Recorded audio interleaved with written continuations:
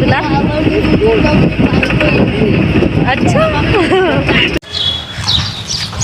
Hello guys, तो हम लोग जा रहे हैं अभी पौनी, और पौनी के लिए बस मिलती है कि नहीं देखते हैं। घर के पास में से तो मिल जाती है वैसे, पर देखती हूँ। अभी मैंने इसलिए ये स्कार्फ बांध के रखा है क्योंकि मुझे है पिगमेंटेशन के दाग, और धूप से वो थोड़े डार्क हो जाते हैं, इसलिए मैं जनरली बाहर जाती हूँ धूप में तो बांध कर रखती हूँ स्कार्फ को। तो बहुत ज़्यादा थक गई हूँ, इसलिए मैं हाँफ रही हूँ, क्योंकि घर के काम ऊपर से सब चीज़ जल्दी करा, और ऊपर से अभी पैदल जाना पड़ रहा है यहाँ से थोड़ा सा।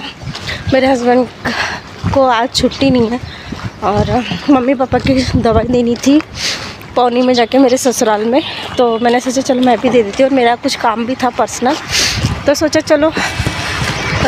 ये ऐसे देख रहे हैं ना, मैं व्लॉग बना रही हूँ तो आजू बाजू में, पर कोई नहीं, क्या फ़र्क पड़ता है ना।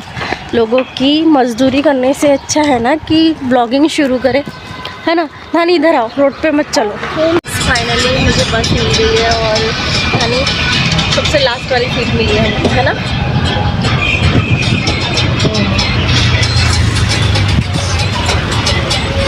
जैसे कि आपको बोल रहे थे, मुझे सबसे लास्ट वाली सीट मिली, और हाँ, बाजू में से आपको बैंड का और शहनाई का आवाज़ सुनाई दे रहा होगा। तो बकरा हलाल होने चला था भाई। आप सभी जानते हैं, जैसे कोई शादी में क्या बोलते हैं, घोड़ी के ऊपर गधा बैठ के चला था, बिल्कुल। और हाँ, बहुत अच्छा लगता है जब भी मतलब साउंड ऐसा आता है ना, म्यूज़िक बोलो या कुछ भी, तो मैं तो नाचने लगती हूँ, क्योंकि मुझे डांस करना बहुत ज़्यादा पसंद है।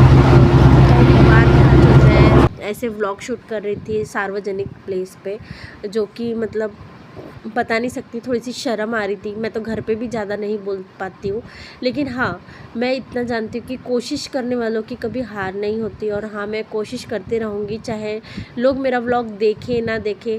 तो बहुत सीनियर सिटीजन्स यहाँ पर बस में बैठे थे, और थोड़ा सा मुझे अनकंफर्टेबल इसलिए लग रहा था क्योंकि मैं व्लॉग बनाती हूँ। उनको तो नहीं पता ना, शायद बहुत कम लोग हैं ऐसे जो लोग जानते हैं कि व्लॉगिंग क्या होती है क्या नहीं होती है। तो उमरेड बाईपास के पास हम लोग पहुंच गए थे, और यहाँ से आपको मेन चीज़ पता चलेगी। अगर आपने मेरे वीडियो को फॉलो नहीं किया और सब्सक्राइब नहीं किया, तो प्लीज़ सब्सक्राइब कर लीजिएगा। आपका एक सब्सक्रिप्शन लोगों की लाइफ बदल सकता है। तो गाइस, अब आता है ट्विस्ट मेरे फॉलोअर्स का। तो अभी तक तो वो बैठे, लेकिन उन्हें पता नहीं है कि मैं मुझे, लेकिन जब देखेंगे ना तो आप खुद ही देख लेना कि क्या रिएक्शन होता है। मुझे खुद को भी नहीं पता था, तो ये उसकी फैमिली वगैरह सब चढ़ रहे थे, और हाँ, फाइनली उन्होंने मुझे देख लिया। और देखो अभी क्या बोलते हैं। उन्होंने मुझे कहा कि मैं आपका मतलब हमने आपको फॉलो करा है, और आपके वीडियोस हम लोग देखते हैं।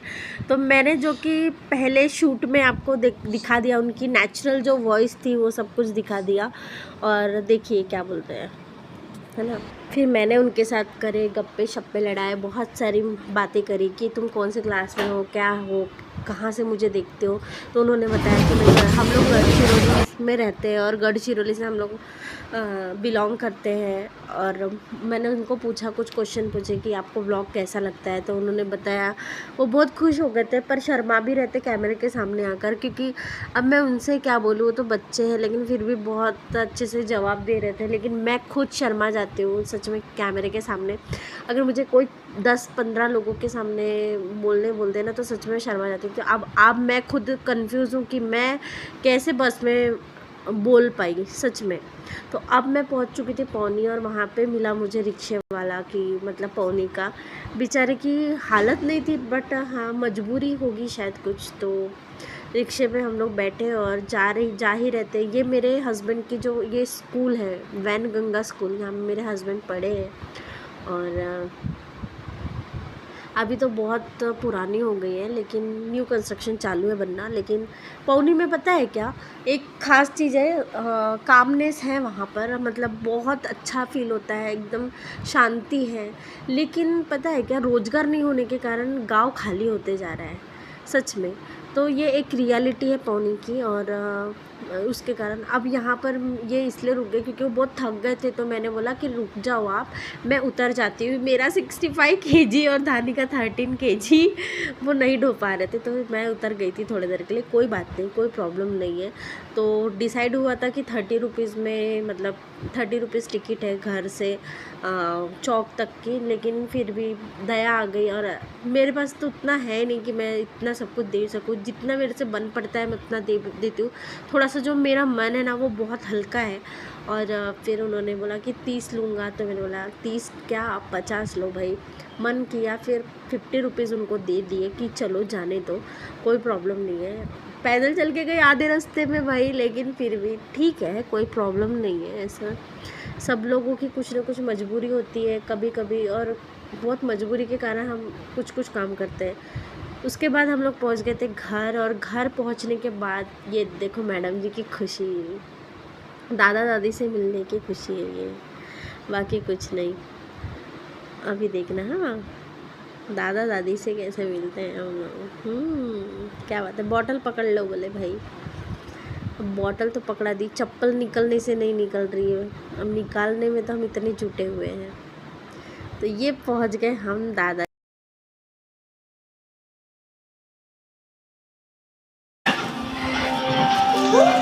चाकी होना ही रहे। चाकी मैं बालाघाट से चाकी ला के रखा था। दादी से बात करूँ,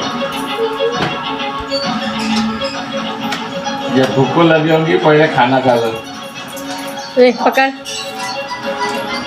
अच्छे से अपने दादी के पास चॉकलेट मिली थी, और मजाक मजाक नहीं, क्यों ना सही सोने की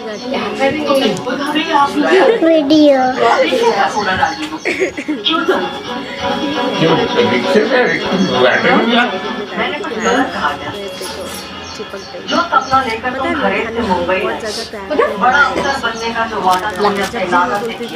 है तो वो बहुत ज़्यादा खुश हो जाती है। भाई दादा दादी का प्यार ही बहुत अलग होता है, मुझे तो कभी मिला नहीं, लेकिन मैं नहीं चाहती कि धानी उस चीज़ से वंचित रहे कभी। और हाँ रही बात मेरी, तो अब मैं हमेशा जब भी जाती हूँ या आती हूँ मम्मी पापा के पैर छूती हूँ और उनसे आशीर्वाद लेती हूँ।